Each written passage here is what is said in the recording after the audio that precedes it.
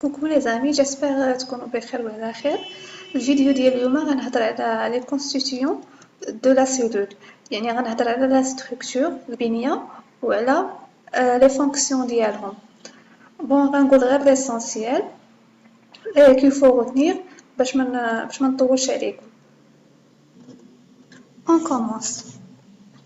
Le lysosome ou bien lysosome est un organite eucaryote. En arabe c'est حقيقية النواة. دونك لي ليزوزوم كنلقاوهم غير عند لي زوكاريوت، ما كنلقاوهمش عند لي بروكاريوت، ما كيكونش عند لي بروكاريوت. وكما كتلاحظوا في الصورة لي غلوبولو كروي الشكل وكيتميز par une membrane lipidique. Il contient des enzymes qui digèrent les macromolécules. من كنهضروا على les macromolécules كنهضروا على les protéines، على les lipides، les sucres complexes et les polysaccharides. La membrane et les enzymes des lysosomes, ils se produisent le réticulum endoplasmique rigoureux. Le réticulum endoplasmique, qui a deux types, rigoureux et lisse. Donc, il appartient au système endomembranaire. غنهضر على هاد l'organite en détail في un autre vidéo Inch'Allah. Donc, كما قلت, les enzymes et la membrane des lysosomes se produisent le réticulum endoplasmique rigoureux. Puis, ils passent séparément dans l'appareil de Golgi, où est le lieu où se continue leur traitement et sa formation. Et comme vous voyez dans la photo, la membrane contient des canaux ioniques qui permet l'entrée active des ions H+ pour maintenir un pH acide. Donc, le rôle des lysosomes ou la dégradation des macromolécules qui malgré les protéines, les lipides et les acides nucléiques ou le recyclage des particules étrangères et indésirables par le phénomène d'autophagie, يعني البلعمة الذاتية, la phagocytose. Donc, il faut retenir que le lysosome a une fonction de poubelle cellulaire où les molécules non fonctionnelles sont éliminées par digestion. Les peroxysomes sont des organites sphériques, كروي الشكل. Ils ont un membrane similaire à la membrane cellulaire au réticulum endoplasmique. Comme vous voyez dans la photo à gauche, ils ont une structure simple composée de deux parties principales, une couche externe, la couche externe, et une seule membrane lipidique, une bicouche lipidique, et un noyau cristallin.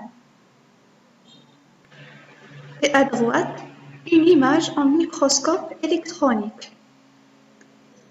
Comme vous voyez, il contient un noyau cristallin et ce noyau, c'est des enzymes accumulées en grand nombre.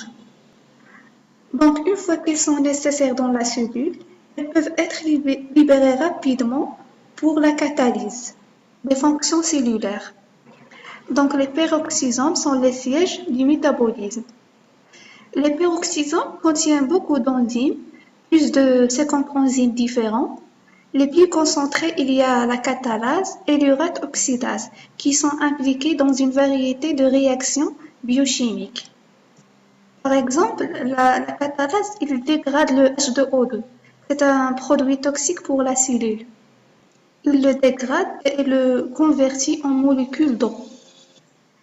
Il y a aussi l'oxydation des acides gras. Donc, les réactions chimiques sont dangereuses pour les cellules. C'est pourquoi nous avons besoin des peroxysomes pour contrôler les réactions chimiques dans un espace membranaire séparé du reste des cellules.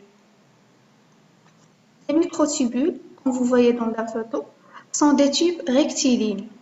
Ils sont caractérisés par une protéine appelées tubulines. Les microtubules كنلقاوهم غير عند les cellules prokaryotes. Les prokaryotes ما عندهمش les microtubules. Donc, ils sont présents dans toutes les cellules eucaryotes et ils se caractérisent par un rayon d'un centrosome. الدور ديال les microtubules, c'est le maintien de l'intégrité de la cellule. Autrement dit, la سلامة كيحافظ على السلامة كيساعد على حفظ السلامة ديال الخلية. Et il intervient aussi dans la phase de séparation des chromosomes pendant la division cellulaire. Je pense déjà que قريتو في البكالوريا على الانقسام الخلوي. Les chromosomes هما الانقسامات. Non, pardon. Les chromosomes هما السبغيات. انقسام السبغيات. Il favorise aussi des rails pour aider les organites à se déplacer, c'est-à-dire des rails كيما كنقولوا واحد القضبان باش يساعد العضيات على الديبلاسمون على التنقل. Les cils et les flagelles, son rôle principal c'est le déplacement, يعني la locomotion يعني الحركية ديال الخلية. Comme vous voyez dans la photo, la flagelle a une structure en forme de queue qui aide la cellule à se déplacer vers l'avant. Les cils, ils ont une structure courte qui ressemble à un poil qui entoure toute la cellule et l'aide à bouger. Les pseudopodes, c'est juste une extension du cytoplasme dans la membrane cellulaire qui permet à la cellule de ramper, يعني كيساعد على زحف الخلية. Le cytosquelette, il s'agit d'un réseau de fibres qui parcourt le cytoplasme. يعني هو عبارة عن ألياف اللي كيحيط بالخلية. Son rôle est de préserver la forme de la cellule. Il assure aussi la mobilité des organites ou de la cellule entière. Et il fournit des monorails sur lesquels déplacent les vésicules et ses composants contractiles. Il existe 3 types de fibres, les microtubules, des filaments intermédiaires et des microfilaments. Les microfilaments, ديالهم الأساسي هو la contraction. Il contient les molécules d'actine et de myosine اللي كتساعد الخلية على التقلصات على les contractions. Les filaments intermédiaires sont plus stables que les microtubules et les microfilaments. Ces composés protéiques varient d'une cellule à l'autre et le diamètre des filaments intermédiaires est supérieur à celui des microtubules. La paroi cellulaire est l'une des caractéristiques distinctives des cellules végétales. Donc, la paroi cellulaire كنلقاوها غير عند les cellules végétales ما كنلقاوهاش عند les cellules animales.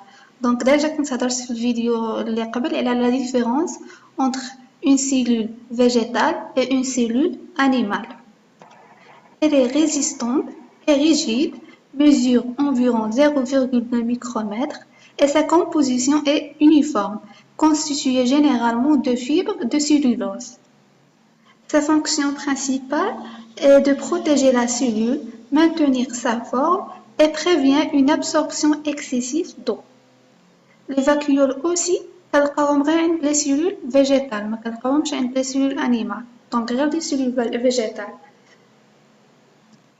Donc, parmi les fonctions du vacuole est de stocker les ions inorganiques et assure l'isolement des sous-produits qui deviendraient toxiques et inutiles.